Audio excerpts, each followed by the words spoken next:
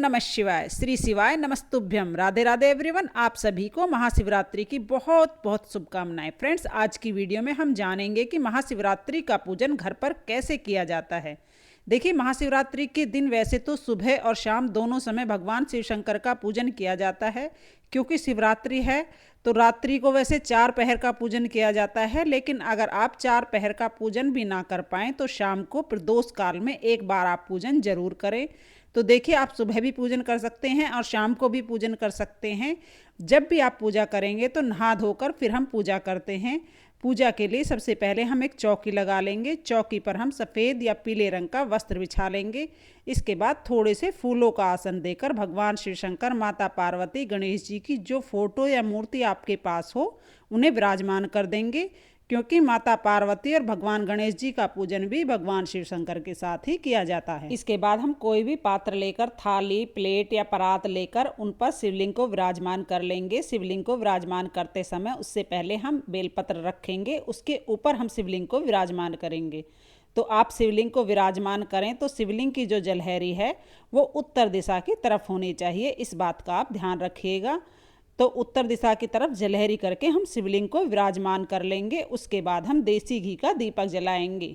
इसके बाद अपने सीधे हाथ में एक फूल, थोड़े से अक्षत यानी चावल के दाने, एक बेलपत्र और कुछ दक्षिणा सिक्के लेकर हम भगवान शिव शंकर और माता पार्वती से हाथ जोड़कर प्रार्थना करेंगे और संकल्प करेंगे कि हे भगवान, आज मैं आपके निमित्त ये व्रत पूजन कर रही हूँ या कर रहा हूँ, आप मेरी पूजा को स्वीकार करें और यदि अनजाने में मुझसे कोई गलती रह हो जाए तो मुझे क्षमा करें और मेरी मनोकामनाओं को पूर्ण करें। ऐसा संकल्प करने के बाद हम हाथ में जो अक्षत हैं और फूल है वो हम भगवान शिव शंकर, माता पार्वती के चरणों में ऐसा संकल्प करने के बाद हम पूजा शुरू करेंगे। तो सबसे पहले हम जल के छींटे लगाकर भाव रूप में माता पार्वती, भगवान शिव शंकर, गणेश जी का जो भी फोटो है उनको स्नान करा देंगे, क्योंकि फोटो पर जल के छींटे ही लगाए जाते हैं। शिवलिंग का हम अभिषेक करेंगे। महाशिवरात्रि के दिन शिवलिंग के अभिषेक का बहुत ही ज़्यादा महत्व होता है। तो दोनों टाइम हो सके तो आप शिवलिंग का अभिषेक कीजिएगा। अगर दोनों टाइम ना हो पाए तो शाम को तो आप ज़रूर ही शिवलिंग का अभिषेक कीजिएगा, क्योंकि प्रदोष काल में शिवलिंग के अभिषेक का सबसे ज़्यादा महत्व होता है। तो यहाँ पर सबसे पहले हम जल से अभिषेक करेंगे। उसके बाद हम पंचामृत से दूध, दही, घी, शहद, शक्कर, पांचों चीज़ें मिला के हम अभिषेक करेंगे। पंचामृत ना हो तो आप कच्चे दूध से भी अभिषेक कर सकते हैं। और देखिए, पंचामृत और कच्चा दूध हमेशा स्टील के बर्तन में लीजिएगा। स्टील या चांदी का बर्तन आप ले सकते हैं और जल के लिए आप तांबे का बर्तन ही लीजिएगा। तो पहले हम जल से अभिषेक कराया, फिर पंचामृत से अभिषेक कराया, उसके बाद फिर से हम जल से अभिषेक करा देंगे। 3 बार भगवान शिव शंकर का अभिषेक किया जाता है। उसके बाद हम चंदन से तिलक करेंगे। तो यहाँ पर गणेश जी को, माता पार्वती को, भगवान शिव शंकर को, कार्तिकेय भगवान को, शेर को, नंदी को, सभी को हम यहाँ चंदन से तिलक कर देंगे। साथ ही हम दीपक का भी तिलक कर देंगे।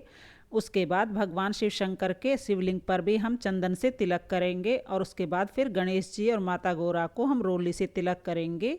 सभी को तिलक करने के बाद तिलक के ऊपर हम अक्षत यानी चावल समर्पित कर देंगे। चावल समर्पित करने के बाद हम सभी को वस्त्र के रूप में कलावा समर्पित करेंगे। अगर आपके पास जनेऊ है तो आप जनेऊ भगवान शिव शंकर को जरूर समर्पित करें। जनेऊ नहीं है तो कोई बात नहीं, सिर्फ कलावा भी आप समर्पित कर सकते हैं। महाशिवरात्रि के दिन भगवान शिव शंकर, माता पार्वती का विवाह संपन्न हुआ था, तो इसलिए महाशिवरात्रि के दिन आप माता पार्वती को लाल रंग की चुनरी जरूर समर्पित करें। लाल रंग की चुनरी या लाल साड़ी आप समर्पित कर सकते हैं। इसके बाद भगवान गणेश जी को, नंदी जी को, सबको हम दुर्वा घास समर्पित करेंगे। भगवान शिव शंकर को हम बेलपत्र समर्पित करेंगे। शिव पूजा में बेलपत्र का बहुत ही ज़्यादा महत्व होता है, तो बेलपत्र आप जरूर समर्पित कीजिएगा। बेलपत्र की चिकनी साइड शिवलिंग को स्पर्श कराते हुए हम बेलपत्र चढ़ाते हैं।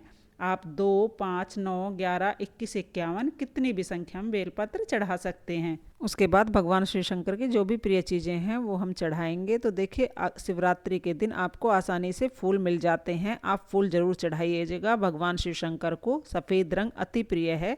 सफ़ेद रंग के फूल आप भगवान के शिवलिंग पर अवश्य चढ़ाएं। अगर सफ़ेद रंग के फूल आपको ना मिले तो जो भी फूल मिले आप वो चढ़ा सकते हैं। फूल चढ़ाने के बाद भगवान शिव शंकर की जो भी प्रिय चीज़ें हैं वो हम चढ़ा देंगे, जैसे भांग, धतूरा, मदार, समीपत्र, जो भी भगवान शिव शंकर की प्रिय चीज़ें हैं वो सभी हम शिवलिंग पर चढ़ा देंगे। ये सारी चीज़ें शिवरात्रि के दिन आपको मंदिर के सामने आसानी से मिल जाएंगी। उसके बाद हम महाशिवरात्रि के दिन, क्योंकि माता गौरा और भगवान शिव शंकर का विवाह संपन्न हुआ था, तो इसलिए माता पार्वती को इस दिन श्रृंगार का सामान ज़रूर चढ़ाएं। अगर ज़्यादा ना हो तो आप 2 चीज़ें चढ़ा दीजिएगा, बिंदी का पत्ता चढ़ा दीजिएगा, श्रृंगार की कोई भी सामग्री आप चढ़ा सकते हैं। फिर हम भोग चढ़ाएंगे। तो भोग में बेर का भोग मुख्य रूप से महाशिवरात्रि पर चढ़ाया जाता है। बेर मिल जाते हैं, बेर चढ़ा दीजिए, नहीं तो कोई भी अन्य फल आप चढ़ा सकते हैं। इसके बाद हम भस्म चढ़ाएंगे। भोग लगाने के बाद, भस्म चढ़ाने के बाद फिर हम दक्षिणा चढ़ाएंगे, क्योंकि दक्षिणा हमारी पूजा में रही कमियों को पूरा करती है, तो इसलिए यथासंभव आप दक्षिणा चढ़ा दीजिएगा। फिर हम धूप दीप दिखाएंगे और इस समय आप कोई भी पाठ कर सकते हैं। तो देखिए, 1 लोटा हम जल ले लेंगे, अपने सीधे हाथ में थोड़े से चावल और फूल ले लेंगे।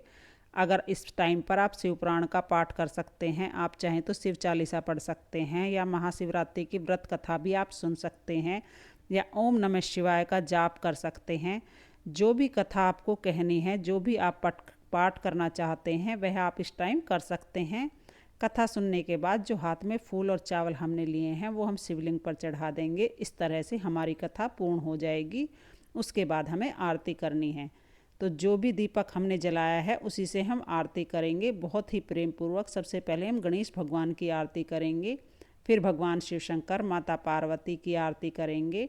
आरती करने के बाद हाथ जोड़कर पूजा में रही कमियों के लिए क्षमा याचना करेंगे और अपनी मनोकामनाओं को पूर्ण करने के लिए भगवान से प्रार्थना करेंगे। तो इस तरह से हमारी शिवरात्रि की पूजा है वह पूर्ण हो जाएगी। उसके बाद हमें क्या करना है, जो जल का लोटा है वो हम अर्घ दे देंगे। उसके बाद जो चौकी है वो पूरी रात यहीं पर रहेगी। चौकी को हमें अगले दिन उठाना है। तो देखिए, जब अगले दिन आप चौकी उठाएंगे तो जो भी फूल पत्ते आपने चढ़ाए हैं वो किसी पौधे में डाल देंगे, यानी उनका खाद बन जाएगा। आप चाहें तो मिट्टी में दबाकर भी खाद बना सकते हैं। अगर आपने पार्थिव शिवलिंग बनाया यानी मिट्टी के शिवलिंग बनाए हैं तो उनका विसर्जन कर दीजिएगा। अगर आपके घर में पहले से ही शिवलिंग है और उसी का आपने पूजन किया है तो उस शिवलिंग को आप जल के छींटे लगाकर मंदिर में विराजमान कर दीजिएगा। और जो भी आपने श्रृंगार का सामान चढ़ाया है वह श्रृंगार का सामान आप माता पार्वती के आशीर्वाद के रूप में स्वयं यूज़ कर सकते हैं। और जो प्रसाद आप चढ़ाएंगे वह तो पूजा करने के बाद ही हम उठा लेंगे और घर के सब लोगों में प्रसाद के रूप में बांट देंगे। तो इस तरह से हम सारा जो चौकी है वो अगले दिन उठानी है। महाशिवरात्रि के दिन शिवलिंग का पूजन बहुत ही महत्वपूर्ण होता है। तो महाशिवरात्रि के दिन आप शिवलिंग का अभिषेक पूजन ज़रूर कीजिएगा। अगर मंदिर में जाके पूजा करें तो बहुत अच्छी बात है, मंदिर में जाकर पूजन कीजिएगा। मंदिर नहीं जा पा रहे हैं तो घर पर ही आप पूजन कर लीजिएगा। अगर आपके पास शिवलिंग नहीं है तो आप पार्थिव शिवलिंग बनाकर उनका भी पूजन कर सकते हैं, क्योंकि पार्थिव शिवलिंग का जो पूजन होता है वह शास्त्रों के अनुसार सबसे ज़्यादा फलदायी होता है।